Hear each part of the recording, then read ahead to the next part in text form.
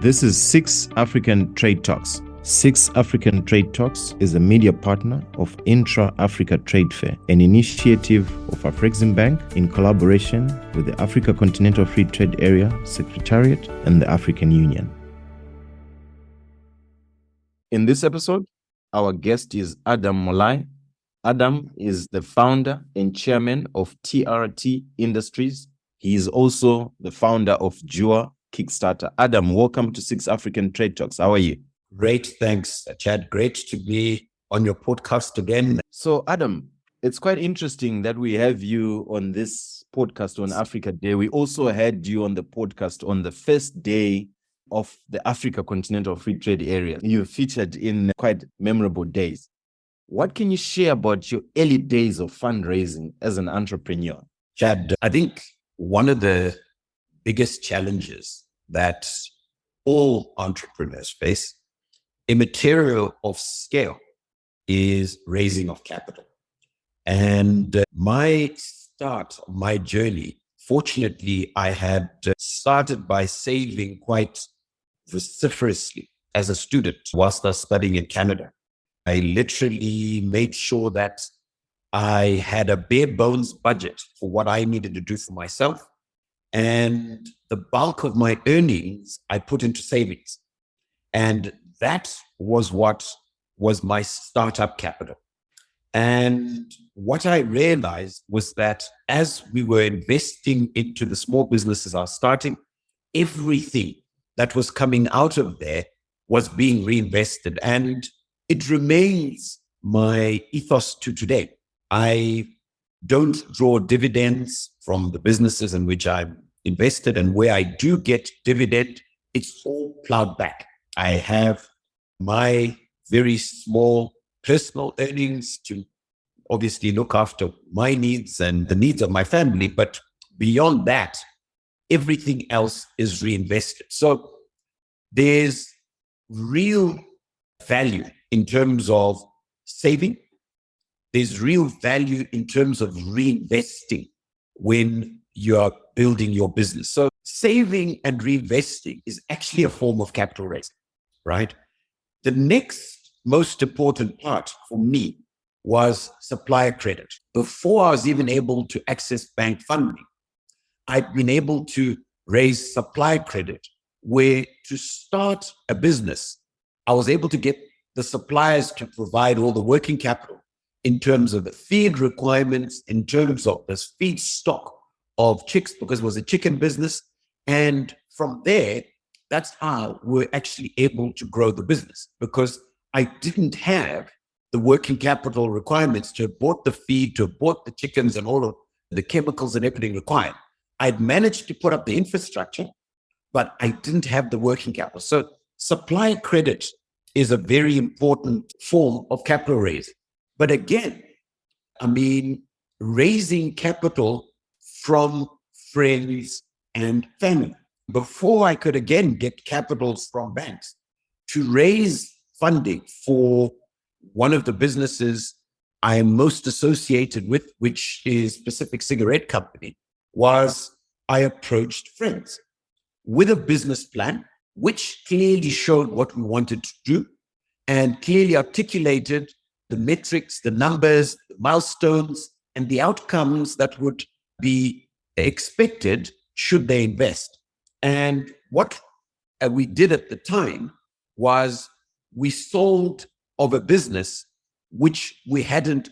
And from that sale, we then raised capital to go and pay for the business we intended to buy. So we did some discounted cash flows, valued the business at then 750 million Zim dollars, sold 10% of that, raised 75 million.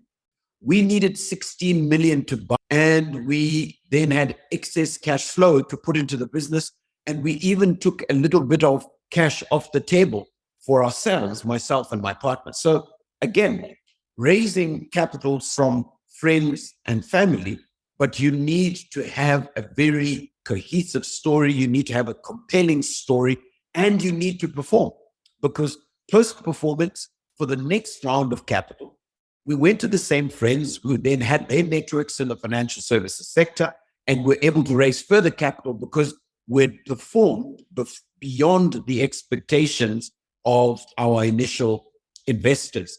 So effectively, those have been the main forms of funding before we then managed to get into banking. And we're now able to raise bank debt in terms of structured funding, in terms of commodity-backed funding, where effectively we were raising funds in advance of production and to support. Those are the most significant ways in which we've been able to raise capital. Obviously, there's then venture capital, right? And we then came on the side of providing the venture capital. I haven't been one to raise capital from venture capital or private equity yet, but these are all other sources of funding. So I just wanted to focus on the sources of funding that I have been able to use for my journey in terms of building the various businesses we've built. Interesting. What a journey, an inspiring journey. Before we get into how you established Jawa, how was it and how do you see it now in terms of friends and family fundraising in Africa, based on your experience and evolving as an entrepreneur and also looking and helping other young entrepreneurs? How have you seen that evolving? Look, it's always tenuous raising capital from friends and family, especially if the venture fails, because it can cause sometimes permanent fractures in relationships. So when you're using friends and family funding, you need to really be solid in terms of making sure that the premise upon which you are raising capital and that you've also tested your hypothesis in terms of your business, right, before you start raising that capital. You don't go to friends and family capital without making sure that at least you micro tested your idea to a level where you've seen it's working, it's workable. And now you're looking for capital to scale. To experiment, I would never go to friends and family capital. Now, as I look around the market now, it still remains as a source of capital. Some communities have actually perfected the art where certain communities will come together. And I'll pick out one particular community that I think is really shown out in this regard is the Somali community, where people will come together and will put money into a pot every month. And each one of them on a rotation is then able to draw that pot to facilitate investing into their venture. There's one I spoke to, I remember I was in London and he was an Uber driver. And he says, we've seen a proliferation of Somali Uber drivers because we have been putting our funds together. And every few months, one of our members is then able to go and buy an Uber. And from his returns, he's also contributing into that fund. And then the next one is able to then buy their Uber. So literally by pooling funds and working collectively, you've seen a community being able to become a major player in a sector. So those are things that have been done across Africa for a long time at a micro level, but are being taken now to a more macro level and can be taken even further in terms of mobilizing our African diaspora and other players to really become the engine for growth on our continent. Interesting. As you were speaking, you also brought up a memory. I'm in Cape Town, and here in Cape Town, there are a lot of Somali shops in certain areas. And apparently, what they do is when someone comes in, they work for that guy for an X number of months. They don't get a salary. They're looked after, but they're building. That salary is being put on the side as capital for that person to go and open their other shops. So there's a lot to learn from these. And that is being done by the Pakistani community as well. So I just use that as an example of communities doing that. So there is value in that friends and family and community coming together as sources of capital. Amazing. What inspired you to establish Jua? Sorry, Adam, I can't hear you. Hello? Sorry, Hi, Adam? I'd actually finished the question. My apologies. Oh, okay. I couldn't hear you. I'd said, what inspired you to start Jua? Oh, okay. Sorry, I didn't hear that question. It didn't come through. Chad, it was really an opportunity to pay it forward and backward in a way. You always introspect and look at your own journey. And you always look and say, what could I have achieved if I'd been able to have recourse to more financial support? And then you look and you say, if we don't create opportunities for our young people to be able to exploit the various opportunities on our continent that have capacity to scale, then our continent is not going to achieve its objectives, whether of industrialization, whether of the fourth industrial revolution, whether of data and digitization, right?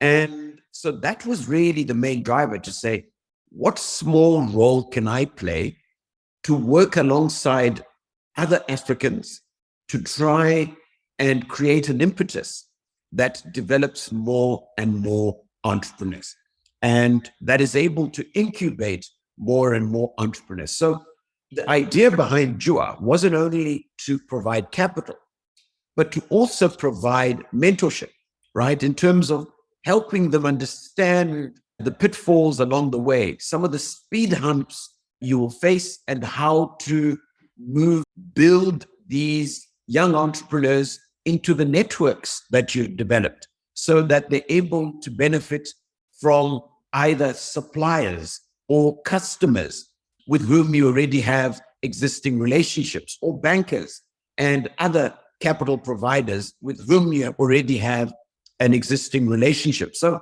the idea was really to create an ecosystem that supports young African entrepreneurs.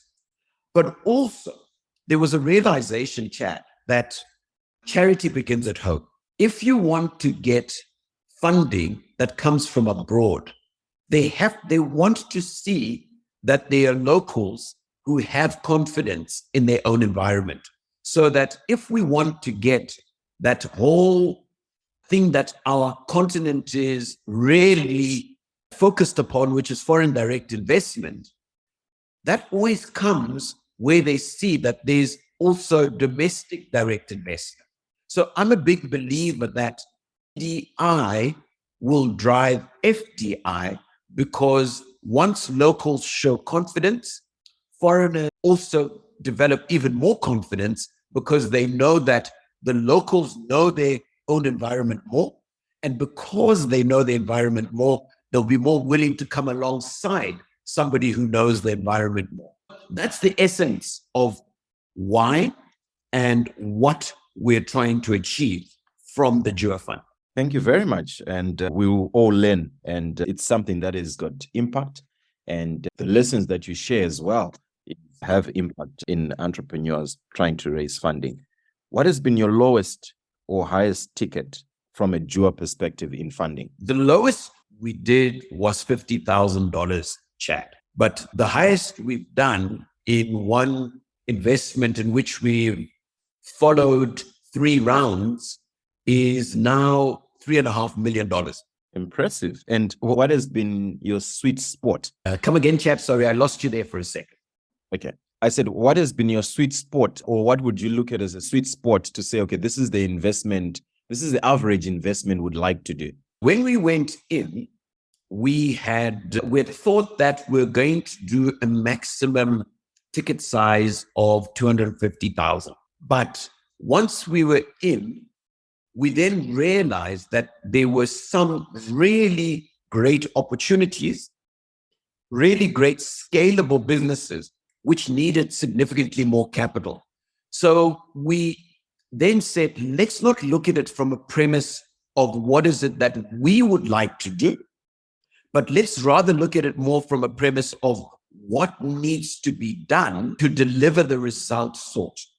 So it became more focused upon the outcome than our desire and our premise of where the ticket size should be. Interesting. And are you looking at regions? Have you looked at regions, or it's Pan-African? What is your approach? Our approach has been Pan-African. We have been regional agnostic. So we've looked at investments that we did in West Africa, we've looked at investments that we've done in East Africa, and we've looked at investments that we've done in Southern Africa. Other than North Africa, I think we have looked at all other regions. Thank you very much for sharing. You have traveled a lot yourself across the continent. Any lessons that you could share with someone who's looking at either investing or looking at fundraising? I think one of the biggest lessons even is the need for more enhanced person due diligence. And unfortunately, there aren't the tools and there aren't the repositories that we've been able to find yet that provide personal due diligence or a personal due diligence platform. As we look today, some of the businesses we've invested in are actually phenomenal businesses. But what we're seeing as the derailers is the behavior of the founders. So that is something we're now working to try and discover how best to work on doing even more enhanced due diligence on the founders. Because the founder you meet and the founder you then have to work with along the way are two very different people. And the founder you then have to work with along the way, if that had been the likelihood of investment would have been low. So what we've discovered now is that we now have to have a much more diligent process of onboarding and a much more diligent process of ensuring that the financial management of the entity, unfortunately, a lot of our young people, in as much as they need the finances, what I'm realizing, and I've always known, but I think has become even more, is that they actually need more support in behavior. They actually need more support in understanding that they need more human support, that they need more financial support, and that they need to apply their minds more than they need to apply capital. So that's been has been really stuck along the way, in that it's been more about the behavior of the founders than it has been about the viability of the enterprise. Very powerful. At the end of the day, what you're saying, I remember listening to Reid Hoffman's Masters of Scale, one of the episodes on his podcast. Reid Hoffman, the founder of LinkedIn, and there was a specific talk about investing in a person first before investing in the business, or looking at the person. So your experience is important, and thank you for sharing. So Adam, what are the top 3 deal breakers and top 3 factors that would motivate you to invest or not to invest? I think for investment, 3 things: impact, scalability, and people. And in no particular order, because people comes first. So in terms of the motivators, those are the 3 motivators, key motivators. But the deal breakers: behavior, human behavior. As we were talking about it just now, it's about backing the jockey. If you notice any signs in terms of the jockey that are questionable, that should be an immediate red flag to walk away from the opportunity, no matter how great. Because ultimately, it comes down to people, right?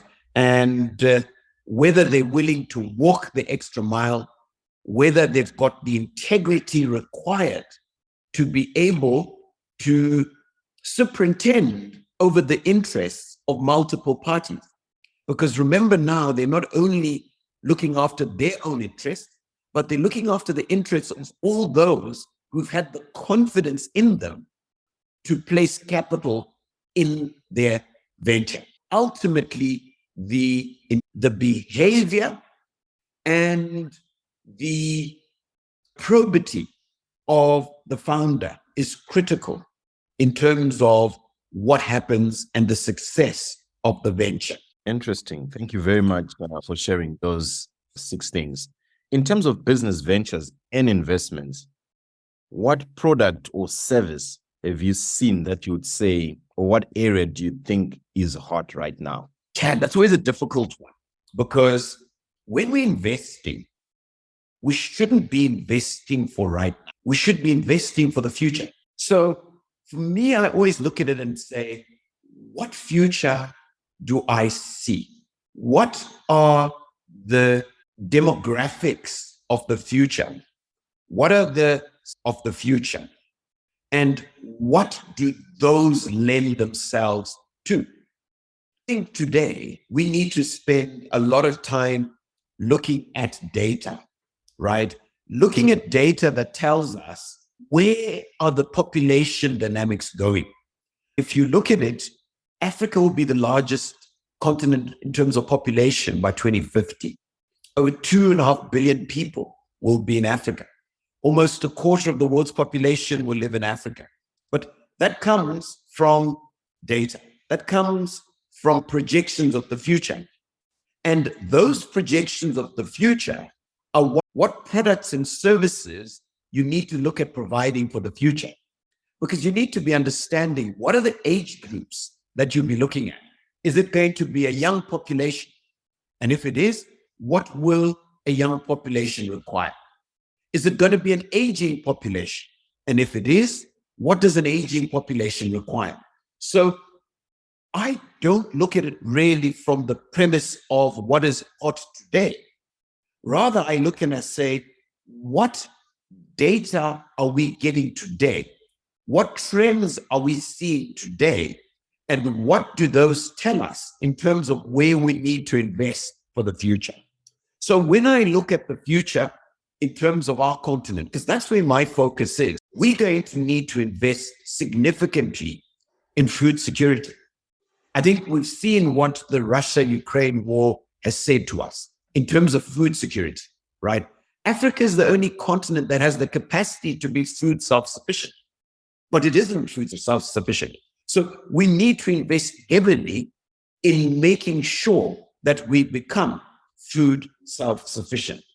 The next thing that I see critical for the development of Africa, particularly given the free trade area that has been launched, is industrialization. What are we going to do to industrialize our continent so that we're able to harvest the youth dividend? It's either going to be an opportunity or it's going to be a threat. If we harvest it, it'll be an opportunity for the development and growth of the continent. If we don't harvest it, it'll be a threat because it will create discontent and it will create a really untenable environment where we've got a restive population which is not in building the continent. So it's up to us and what we do today in terms of investing for that future, whether we're going to have a really successful Africa or we're going to have an Africa that continues to be looked at as a menu that every other continent wants to see what they're going to get out of Africa, rather than what is Africa going to bring to the rest of the world. So food is a critical one. Industrialization and developing capital goods, developing soft goods, developing all the fast-moving consumer goods that we need for our continent, right? As Africans, our priority for the future, if I was to be the driver of that future. As you were talking, it also brought some memory. I remember Jack Ma, the founder of Alibaba, in one of his videos, he said, if you're looking at something and it's hot, you're already late. So that exactly means it resonates with what you've just said. This takes us to the Africa Continental Free Trade Area. What are your thoughts about the AFCFTA? The chap, my thoughts may be a little bit contentious, right? In that I really believe in the need for the free trade area. But my question is, have we done enough, or are we doing enough to make sure that it is an African free trade area? Because my fear is this: we're going to create a free trade area that is just going to drive investment of foreigners in Africa, with all the benefit continuing to be shifted out of Africa. So effectively, all we're going to do is move production locally, create jobs locally, but not create value locally. So unless we make it an African-led free trade area and we drive African investment into the free trade area, we will end up becoming spectators in our own game of football, right? So we need to make sure that our institutions are capacitating our own entrepreneurs, so that our own entrepreneurs are doing what we've seen Dangote do in Nigeria, right? Where now you see oil being beneficiated into petrochemicals, beneficiated into fuel, but happening on the continent and from African investment. We need more of the Dangote type of investment to make the free trade area. Unfortunately, it'll be more of the same. And we'll find ourselves having the same debate, having the same discussion of how we're still failing to move forward as a continent. That will be the result of us failing to capacitate, build the institutional capacity, build the framework that develops and supports more entrepreneurs, builds an ecosystem that creates more entrepreneurs, but most importantly, drives a mind amongst Africans that says we have the capacity to build our own Africa. And without that mindset that we can build our own Africa, the African Continental Free Trade Area will benefit Africans. As you were talking, you actually brought another memory. I attended the Africa Continental Free Trade Area Business Forum in Cape Town.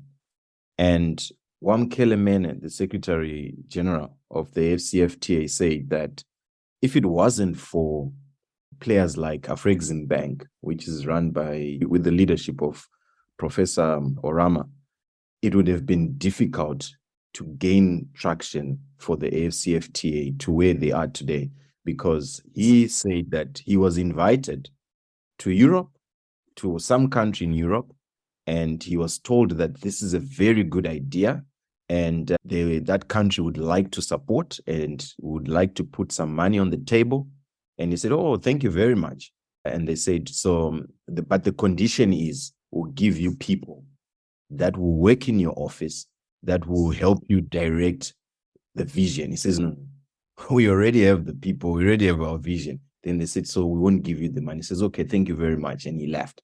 So that speaks to exactly what you're saying, to say Africa should get on the platform where it is seen as an equal player.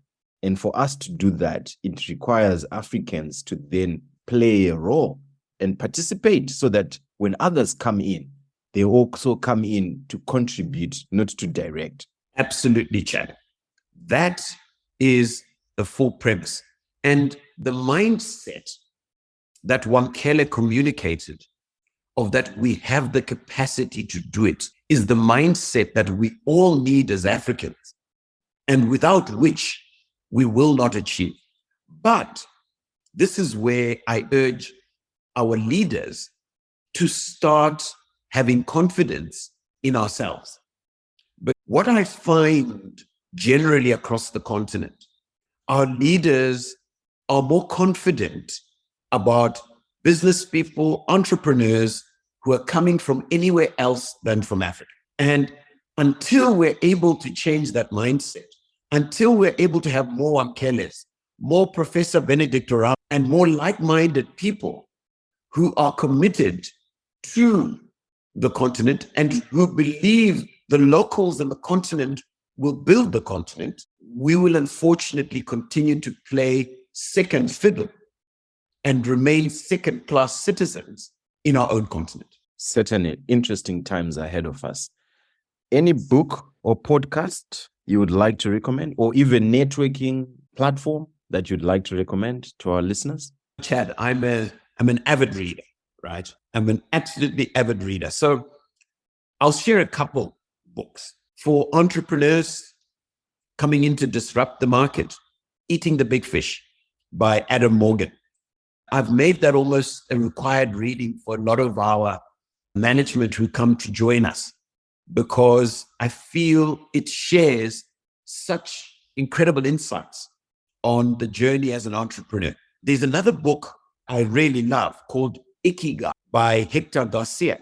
It speaks about the Japanese philosophy of health, long life, but at the core of it is purpose, right? And so it applies to whether you are aged or you're young, that ultimately it becomes about purpose.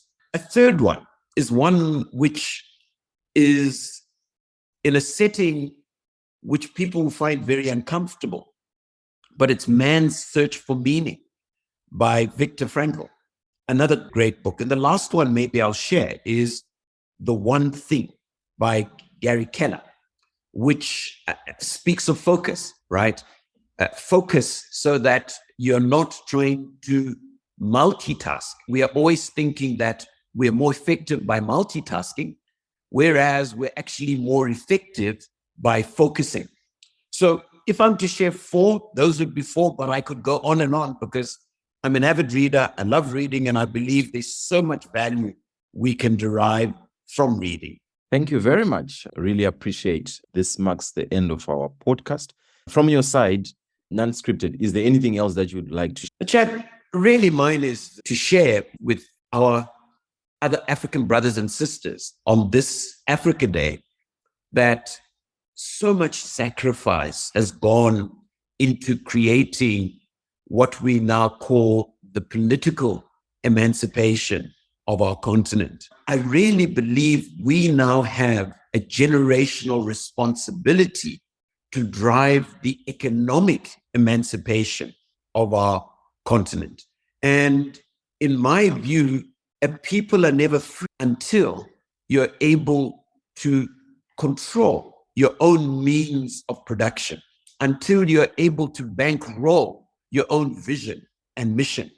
As you rightly share, Wamkele had been invited by others who wanted to bankroll our mission and vision for Africa so that it achieved their objectives. The future of our continent really rests upon all of us, upon all the young Africans, so that we invest our all, we invest our skills, knowledge, abilities, capital into building the Africa that we want. So that would be all I'd share as we celebrate this Africa Day, Chad.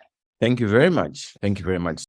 To support our show, please leave a review and share this episode. You can also connect with us on social media using the handles in our show notes, or visit our website, scixpodcast.africa. See you next time.